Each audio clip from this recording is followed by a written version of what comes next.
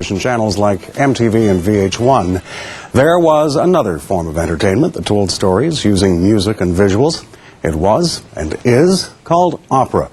And more than 5 centuries after it was born in the court of Italian aristocracy, opera's 21st century popularity is its unexpected appeal among what we call Generation O. Now let's see if we understand this. Boy loves girl. Boy goes to war. Girl runs off with a trucker. Boy returns, makes her jealous, and then they fool around whenever her husband's away. It's not a scene from the hit show Desperate Housewives. No, it's the storyline for the 19th century opera Cavalleria Rusticana. 500 years after opera was first heard in the courtyards of Italian aristocracy, opera's future is in the hands of young singers like 11-year-old Matthew Davis.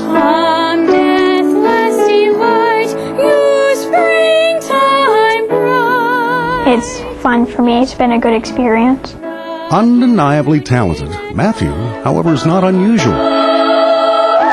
In this rehearsal room at the Sarasota Opera House, these 24 singers are among 100 members of Sarasota Youth Opera, Generation O.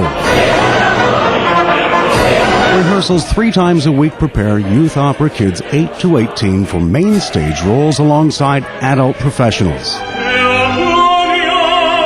We've done so much Italian at this point that you can almost sight read it without having to ask the pronunciation. I like to sing opera every day, and I don't care what other people say. Other people, it turns out, like opera too. The packed house for this afternoon rehearsal illustrates something unusual. While funding and audiences have shrunk for other performing arts, the number of opera fans has grown, especially among television's coveted 20-somethings. To Maestro Elena Perini, seen here directing offstage performers backstage, opera is to Generation O a normal story like all others on TV. There is murder, there is blood, there is violence, there is sex, and of course, as we know, all these things are glorified by youth. which makes opera's blend of story and music familiar ground to a generation that spent 20 years watching MTV. Bombarding their senses with pictures and music, opera might be the only art form that truly does that. But if there's one thing that opera is saddled with, is that it's meant only for old, rich, white people.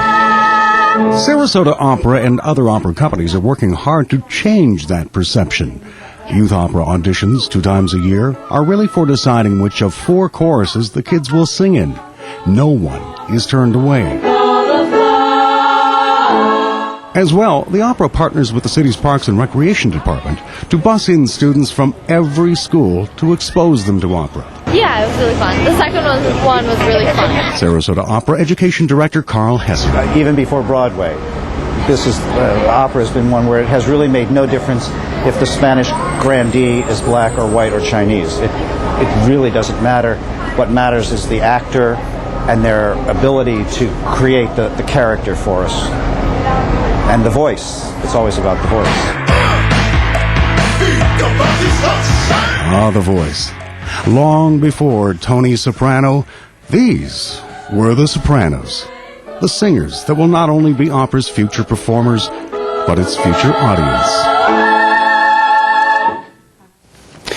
Each spring, under the direction of artistic director Victor Garenzi, the Youth Opera presents a fully staged opera. This year, it's Benjamin Britten's The Little Sweep in 2 performances, May 14th and 15th. And for ticket information, go online at the Sarasota Opera by logging onto our website, wwsb.tv, and click onto links we mentioned.